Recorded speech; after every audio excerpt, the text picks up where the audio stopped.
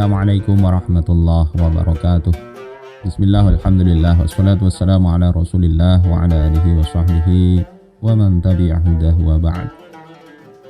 Ada beberapa pertanyaan terkait dengan sholat kafarah di hari Jumat terakhir di bulan Ramadan, yang dikatakan itu sebagai hadis Rasulullah Sallallahu Alaihi Wasallam yang niatnya nawaitu usolli arba'a raka'atin kafaratan lima fatani minas sholati lillahi ta'ala.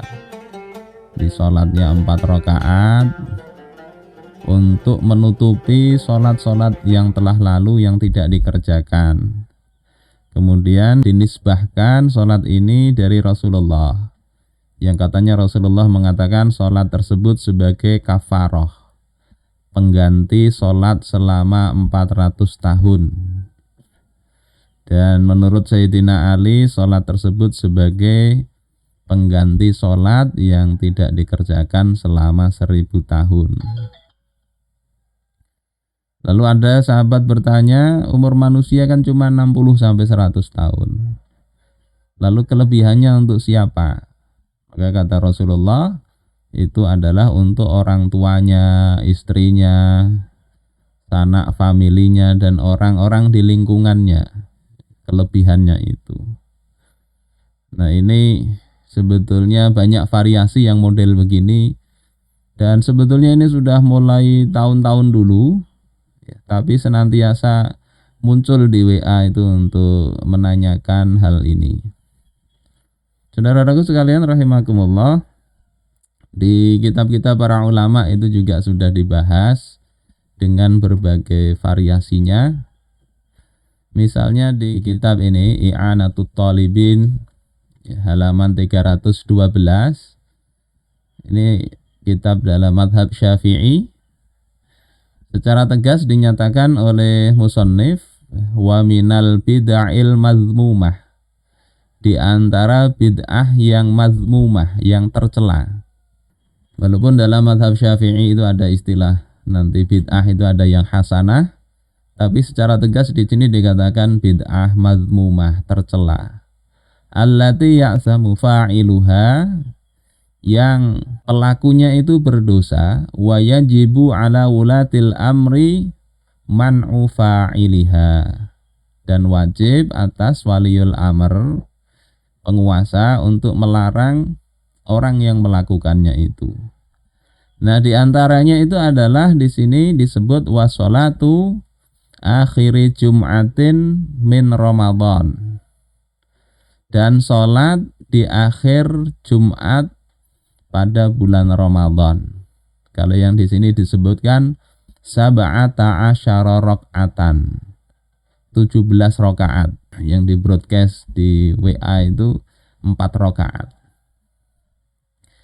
Tapi di sini dikatakan biniyati qadai as-shalawatil khamsi, dengan niat mengqadha salat 5 waktu, ya, salat-salat 5 waktu allati lam yaqdiha, yang dia tidak mengqadhanya.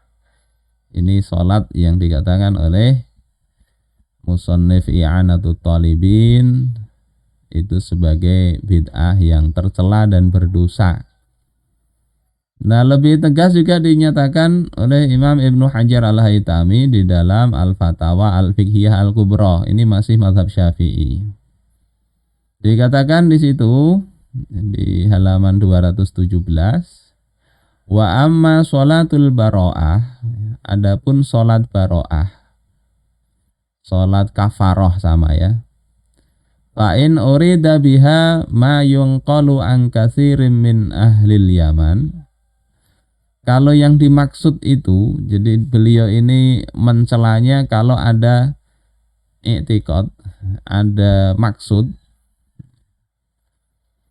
sebagaimana yang dinukil dari sebagian besar penduduk Yaman, min sholatil maktubatil khamsi, yakni dari sholat wajib 5 waktu, ba'da akhiri jumu'atin fi Ramadana, setelah pada Jumat terakhir bulan Ramadan, mu'taqidina annaha tukaffiru ma waqa'a, itu mereka dengan i'tiqad bahwasanya itu akan menutupi apa yang terjadi fi jumlatis sanati minat tahawuni fi sholatiha, 1 tahun dari menggampangkan sholat.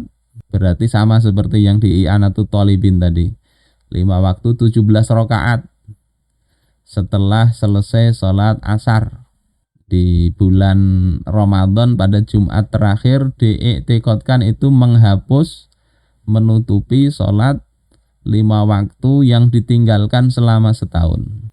Kalau seperti itu iktikadnya, fahiya muharramatun, maka itu adalah haram, syadidatut tahrim, yang sangat keras keharamannya itu. Yajibu man'uhum minha, maka wajib untuk mencegah hal tersebut karena ya beberapa perkara. Di antaranya itu menggampangkan orang untuk enggak sholat atau sholat keluar waktu, merasa sudah cukup setahun enggak apa-apa enggak sholat. Nah ini i'tiqad yang salah, dan sholat seperti itu mestinya tidak dilakukan. Saudara-saudaraku sekalian rahimakumullah, ini terkait dengan pandangan para ahli fikih. Cuma kalau kita cross check ya ke para ulama di Yaman sendiri, bagaimana sih maksud mereka itu sholat seperti itu, karena yang melakukan itu juga orang-orang yang alim. Di i'anatut thalibin malah dikatakan amma ahaditsuha fa maudhu'atun batilah. Adapun hadis-hadis yang membahas sholat ini, ya, sholat kafaroh atau sholat baroah, itu adalah hadis-hadis palsu yang batil. Wala taghtar ya biman zakaroha, jangan engkau tertipu dengan orang yang menyebutkannya, tertipu dengan status orang yang menyebutkannya. Di dalam Kasful Khafa wal Khilaf fi hukmil baroah minal ikhtilaf, disebutkan alasan sebagian ulama yang membolehkan itu kenapa. Alasannya itu sebetulnya adalah ini bukan sholat menggugurkan kewajiban sholat qadha selama setahun, bukan itu alasannya, tapi itu semata-mata sholat qadha. Makanya dikatakan di halaman 4, inna syakka fi ibadatin badaniyah au maliyah, sesungguhnya ragu di dalam ibadah, baik itu ibadah badan seperti sholat, puasa, au maliyah atau ibadah harta seperti zakat misalnya, yajuzu ta'liqu niyyati qadha'iha, boleh menggantungkan niat untuk mengqadhanya. Jadi kalau ada kurang-kurang ini sholat ini untuk mengqadha, niatnya begitu. In kana alaihi, kalau memang ada sholat wajib yang kurang, maka status sholat tadi itu menutupi kekurangan itu. Wa illa fatatawwu, kalau ternyata sudah full aja dulu sholatnya, maka itu jatuhnya menjadi hukumnya sunnah. Jadi alasan yang melakukan itu alasannya qadha sebetulnya. Ragu-ragu dulu ada sholat yang terlupakan, sudah ini kita qadha saja. Kalau memang ada betul kurang, berarti ini menutupi, kalau tidak berarti itu sunnah. Nah itu boleh kalau begitu. Waqad qala bi jawazil qada'i ma'asyak, kalau ini di halaman 37. Jadi Qadhi Husain dan Al-Ghazi sebagaimana di dalam kitab Hasyiah Jamal ya. Juga Imam Al-Ghazali di dalam Ihya itu membolehkan untuk mengqadha sholat yang ragu dulunya. Dan ini dilakukan oleh banyak para ulama yang merasa dulu masa mudanya sholatnya nggak karu-karuan, diqadha. Nah itu jadi alasan kenapa 17 rakaat setelah asar itu mengqadha sholat-sholat yang dulu.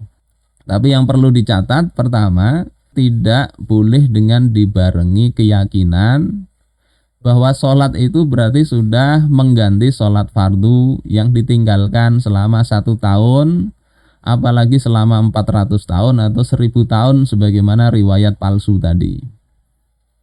Jadi itu statusnya hanya mengqadha. Ya kalau tadi 17 rakaat ya berarti sholat sehari saja yang terqadha. Sisanya masih tetap wajib diqadha. Oleh Al-Marwazi dikatakan wajib qadha itu adalah merupakan ijma', ya, sebagaimana dalam video yang pernah kami sampaikan. Begitu, assalamualaikum warahmatullahi wabarakatuh.